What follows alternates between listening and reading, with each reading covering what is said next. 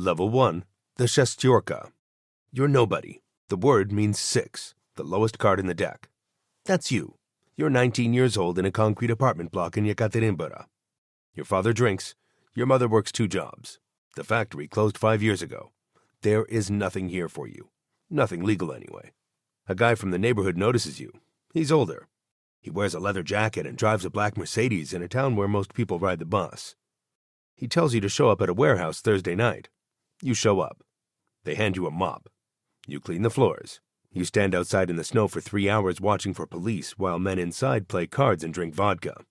You make almost nothing, maybe a few thousand rubles at the end of the week. Enough for cigarettes and cheap food. The older guys don't learn your name. They call you Shestyorka and laugh.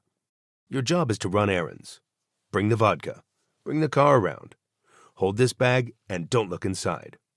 You are being tested every single day. They want to see if you follow orders without asking questions.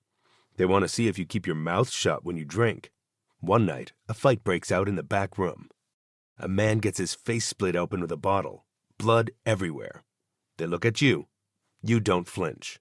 You grab a rag and clean it up. That's the moment they start paying attention. Level 2, the Boets. You passed. Now you're Boets, a warrior, a foot soldier. Your mop has been replaced with a baseball bat and sometimes something heavier. When a business owner is late on his payment, you visit him. You don't yell. You just stand there in his shop and look at him.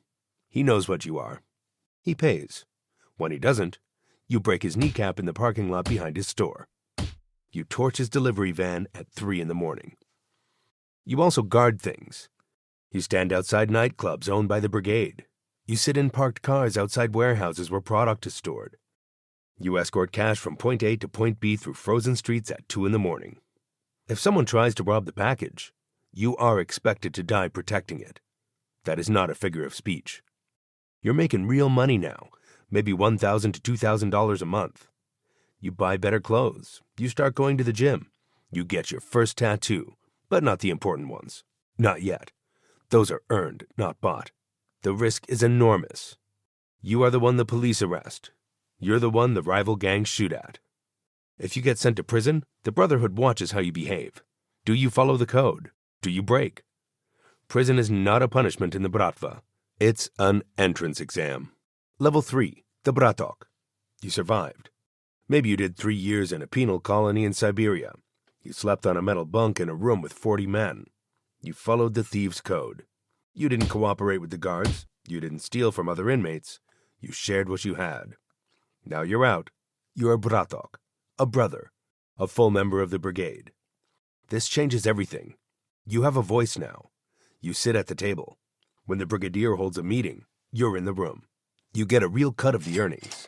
You run your own rackets. Maybe you control a protection route, a dozen shops and restaurants that pay you every month. Maybe you run a crew that moves stolen cars across the border into Kazakhstan. You have 2 or 3 Boets working under you.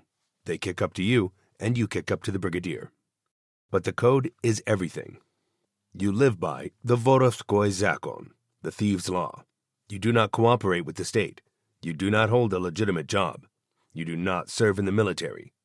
If you break the code, you are judged by a gathering of thieves, a skohodka, and the sentence is usually final. Level 4, the Torpedo.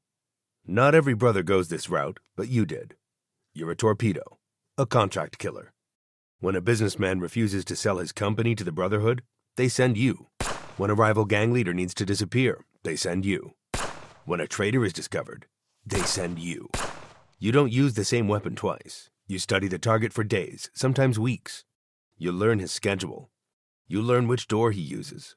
You learn when his bodyguard takes a cigarette break. Then you strike, fast, clean, gone before the body hits the floor. You are paid well, maybe $10,000, maybe $50,000, depending on the target. But there's no retirement plan for a torpedo. The moment you become a liability, they send another torpedo for you. You sleep with a pistol under your pillow and your shoes on. Level 5, the Brigadier. You run a crew of 20 to 50 men, soldiers, brothers, collectors, drivers. All of them answer to you. You control a territory. Maybe it's a district in Moscow. Maybe it's an entire city in the Urals. Every drug deal, every protection payment, Every stolen shipment on your turf flows through you. You hold meetings in saunas and private dining rooms. You sit at the head of the table. Your men bring you the cash every week. You count it, you take your cut, you send the rest up to the authority above you. Your job is management. You settle disputes between your soldiers. You decide when to expand and when to pull back. A rival brigade pushing into your territory? You either negotiate across a restaurant table and carve up the map, or you go to war. If you go to war, people die, buildings burn, the police get involved, which is bad for everyone. You're making $50,000 a month or more. You drive an armored SUV. You own apartments under other people's names. But the target on your back is massive. Rival brigades want your territory. Ambitious brothers want your chair. The FSB is building a file on you. And the man above you is watching your numbers. If the money slows down, he replaces you. And replacement in the Bratva is not a severance package.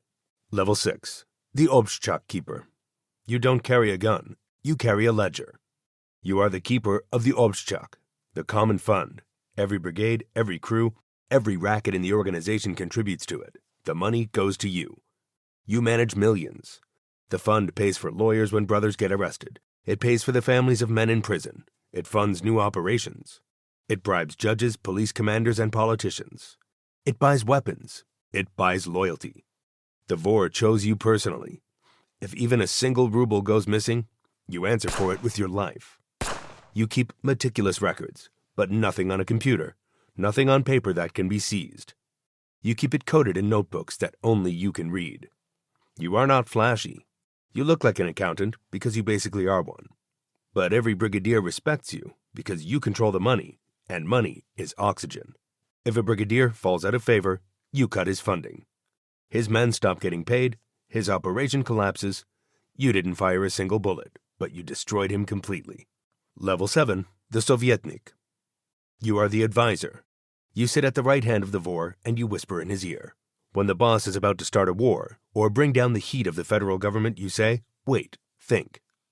You are usually older. You have survived decades. You know which politicians can be bought and which ones are too dangerous to approach. You attend the shkohodas, the great gatherings where the top thieves-in-law settle disputes. You speak on behalf of your boss.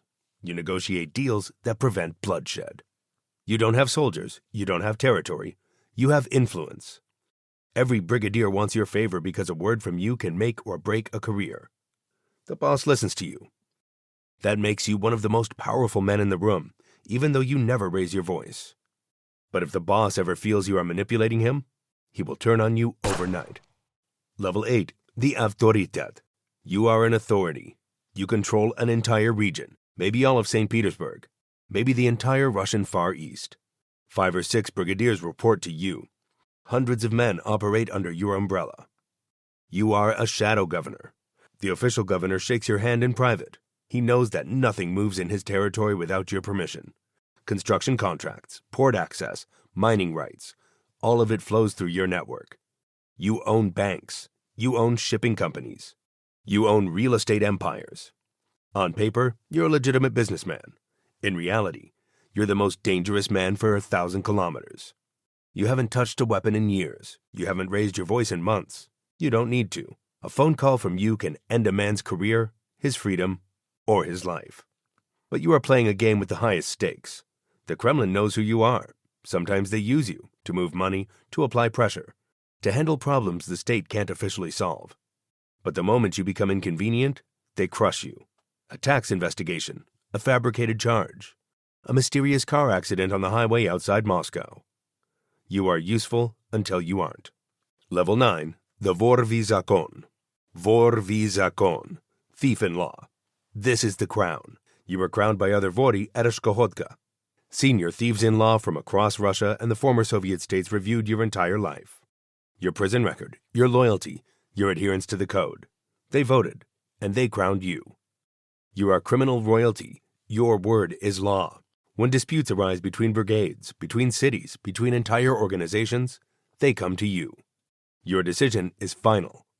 You sit with other Vori and divide the map. You decide who operates and who gets shut down.